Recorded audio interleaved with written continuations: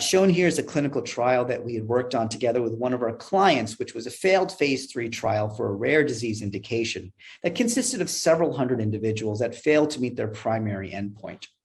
Now, if we look at these 250 or so individuals, we can take biological samples from this clinical trial, analyze them using our rapid chromatography mass spectrometry systems, mapping tens of thousands of, again, circulating small molecule biomarkers that are each represented by a little black dot here on the left volcano plot.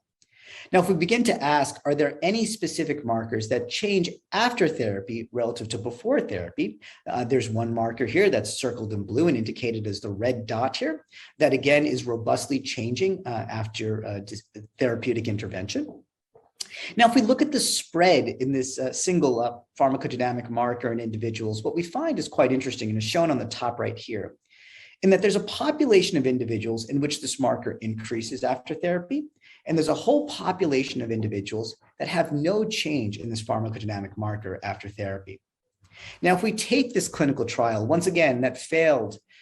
for meeting their primary endpoint, and ask once again how this pharmacodynamic marker maps onto drug response, what we find is quite startling, as shown here on the bottom right.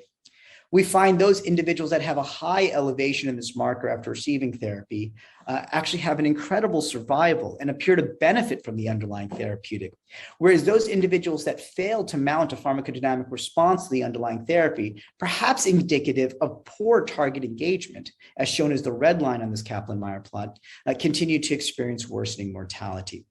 In this way, we can begin to use these small molecule biomarkers to theoretically rescue failed clinical trials.